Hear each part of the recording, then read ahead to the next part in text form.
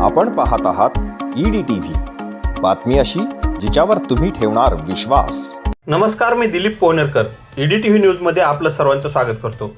श्रोते हो, समाजात एक म्हण आहे, मी शेंगा खाल्ल्या नाहीत मी टरफल उचलणार नाही। अशीच काहीशी परिस्थिती जालना मनपामधील अपक्ष नगरसेवक श्रीकांत पांगारकर यांनी केली आहे।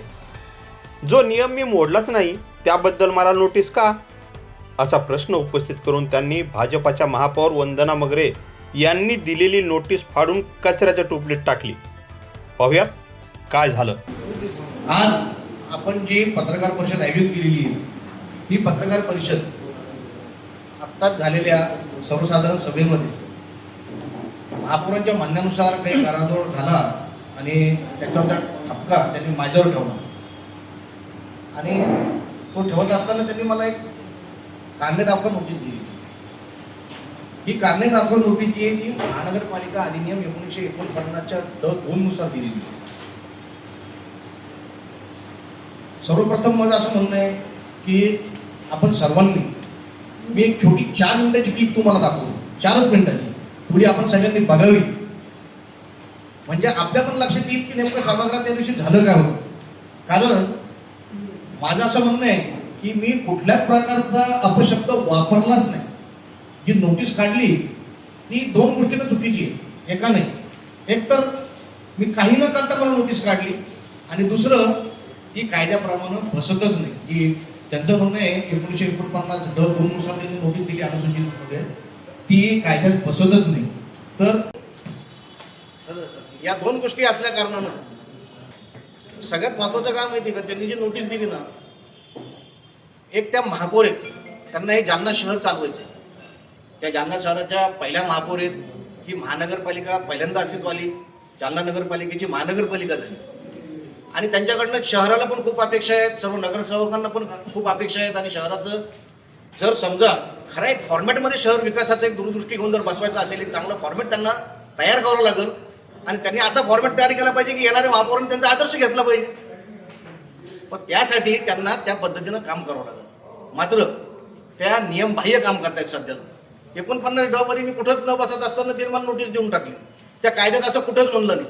त्या कायद्यात फक्त एवढंच सांगितलं की महानगरपालिकेची सर्वसाधारण सभा चालू असताना पीठासीन अधिकाऱ्याला दिलेल्या पावरमध्ये तेवढं सांगितलेलं आहे की एखादा सभासद जर गैरवर्तन करत असेल, अपशब्द वापरत असेल, काही चुकीचं बोलत असेल तर तेवढ्या वेळापुरतं त्याला तिथून सभागृहातून बाहेर जाण्याचं जे सांगू शकतात त्या सभेपुरतं। असे ते पावर आहेत। ते वाटल्यास मी ती पण देतो तुम्हाला सगळ्यांना, अनुसूची ड2 पण देतो तुम्हाला, पण त्यात नियमातच ते बसत नाही। बरं, त्याच्यानंतर आता परत त्याच्यात दुसरी आणखी त्यांनी एक कडी केली। आता एक पत्र काढलं त्यांनी आणि ते सोशल मीडियाच्या माध्यमातून आमच्याकडे आलं आणि त्यांनी आता प्रसारण माध्यमातून आणि बाहेर सांगायला सुरू केलं की आम्ही नोटीस परत घेतली। बरोबर आहे, आता त्यांनी नोटीस परत घेतली म्हणताय, पण मुळामध्ये भाग काय, त्यांचं म्हणणं आहे की आम्ही चर्चा करून आणि आक्षेपार्ह शब्द त्याच्यातून वगळणार आहे। त्यांनी माझ्याशी आजपर्यंत कुठल्याही प्रकारची चर्चाच केली नाही, आमची कुठल्याही प्रकारची चर्चा झाली नाही। आणि दुसरी गोष्ट, त्यांनी नोटीस परत घेताना पत्रात लिहिलं की आम्ही आक्षेपार्ह शब्द काढणार आहे। तर मी आक्षेपार्ह शब्द एकही बोललेलो नाही आहे, तर ते काढणार काय त्याच्यामध्ये। आता त्यांनी खरं म्हणजे ना, त्यांनी त्या नोटीसचं त्यांनी मला त्या 24 घंट्याचा टाईम दिला होता। मी आजपर्यंत त्या नोटीसला की बघा, मी कायद्याचा खूप सन्मान करतो, कायद्याचा मी सन्मान करतो। जर समजा नियमानुसार नोटीस असली तर पालन करतो, त्यात आम्ही काही गडबड करणार नाही। तुम्ही जसं म्हणलं तसं आम्ही वागतो, पण कायद्यामध्ये चालवा एवढंच माझी म्हणजे रास्त मागणी होती माझी। सभागृहाला सूचित करण्यात येते की काही सूचना आहेत। सभागृहातील प्रत्येक विषयावर सत्ताधारी पक्षाचे 2 व विरोधी पक्षाचा 1 सदस्य बोलेल। सन्माननीय सदस्य यांनी माझ्या पाठीशिवाय बोलू नये। कोणताही सदस्य बोलत असताना दुसऱ्या सदस्यांनी मध्येच बोलू नये। सभागृहाची शिस्त सर्वांनी पाळावे। विनाकारण गोंधळ घालून स्वतःकडे सभागृहाचे लक्ष वेधित करू नये। कोणत्याही नागरिक प्रतिनिधित्व सन्माननीय सदस्य यांच्या नावाना अधिकारी कर्मचारी यांच्या नावाचा उल्लेख करणे कायदा धरून नाही। त्यामुळे नावाचा उल्लेख करू नये। कर्मचारी अधिकारी व कामकाजाविषयी व पदाचे नाव घेऊन बोलावे. कोणतेही न्याय प्रविष्ट असलेले प्रकरण चौकशी चालू असेल तर त्यावर सदस्यांनी चर्चा करू नये. सभेला सुरुवात करावी. एक मिनिट मॅडम, मला एक सांगा, तुम्ही आता म्हणले की सत्ताधारी पक्षाची 2 जण बोलतील आणि विरोधी पक्षाचा एक माणूस बोलेल, हे कुठल्या तुम्ही नीतीला धरून बोलताय तुम्ही? हे कशाच्या आधारे बोलता तुम्ही? संख्या धरून कसं होऊ शकतंय? संख्या धरून कसं होऊ शकतंय? संख्याबळ जास्त आहे. कुठल्या कायद्यात हे निकष दाखवा, कुठल्या कायद्यात आहे निकष दाखवा. संख्या धरून म्हणले तुम्ही मॅडम, मला तुम्ही निकष दाखवा की संख्या अशी आहे आणि असं असतं म्हणून. संख्या धरून नाहीये. सांगा काय. सभागृहात प्रत्येक विषयावर सत्ताधारी पक्षाचे 2 व विरोधी पक्षाचा 1 सदस्य बोलेल. अरे बा, का? त्याचं कारण सांगा ना, त्याचं कारण सांगा. असं का? त्याचं कारण काय? त्याचं सत्ताधारीचे 2 पक्ष आणि विरोधी एक असं कसं होऊ शकतं? म्हणजे विरोधी पक्षाचा आवाज दाबून टाकायचा का? विरोधी पक्षांना काही प्रश्न मांडायचे नाहीत का? बोलण्याचा अधिकार आहे, बोला तुम्ही. मग बोला ना. मग तसं नाही, तुम्ही आता नियम सांगितलं तर नियम चुकीचा आहे मॅडम. नाही, नियम चुकीचा नाहीये. नाही, हा नियम नाहीये. असा नियम कुठं? हा कुठंही कायद्याला धरून नियम नाहीये. हा जर कायद्याला धरून असेल तर विषय करू. बघा, महापौर यांना अधिकार असतो त्यांच्याही काही गोष्टीचा.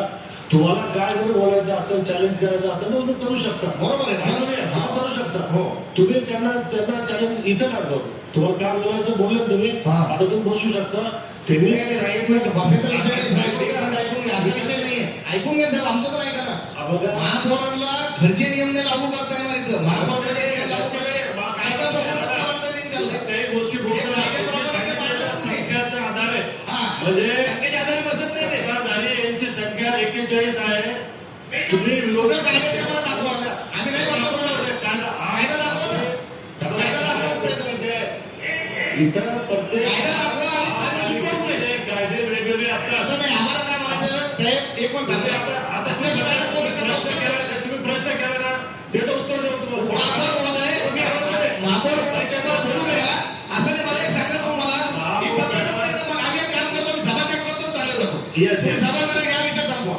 तुम्हाला जर समजा विरोधी पक्षाचा जर आव्हानच नाही ठेवायचा आणि कुठलाच नियम न लावता तुम्ही हा नियम लावला, हा कुठला नियम आहे? हा कोणत्याच नियम आहे? नियम दाखवा ना तुम्ही. मी तुमचं स्वीकारतो ना. आम्ही तुम्ही जसं म्हणलं आम्ही तसंच करू. आम्ही अजिबात त्याच्यामध्ये गडबड गोंधळ करत नाही. फक्त मला तुम्ही तो नियम दाखवा, एवढंच स्पष्टपणे सांगतो. साधा सरळ बोलतो मी. कायद्याला धरून बोलतोय मी. मी कायदा सोडून जर बोललो तर वेगळी गोष्ट आहे.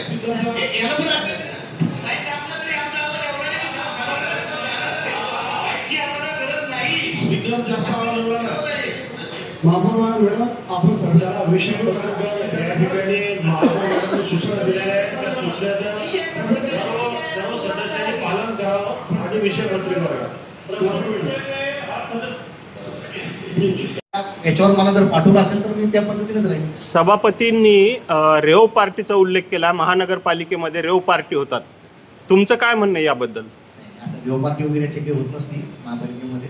त्याच्यातून बोलताना एखादा शब्द चुकला असेल किंवा काय नाही. तुमचा पाठिंबा आहे का? पण त्यांनी जे म्हणलं ते चुकीचं म्हणलं का? मग सभापती नाही, सभापतींनी बाकीचं जे मांडलं ते बरोबर मांडलं. फक्त रेव पार्टी संदर्भात तुम्ही बोलत असता तर रेव पार्टी हा जो विषय आहे तो वेगळा असतो. कदाचित त्यांचा संदर्भ देताना चुकला असेल.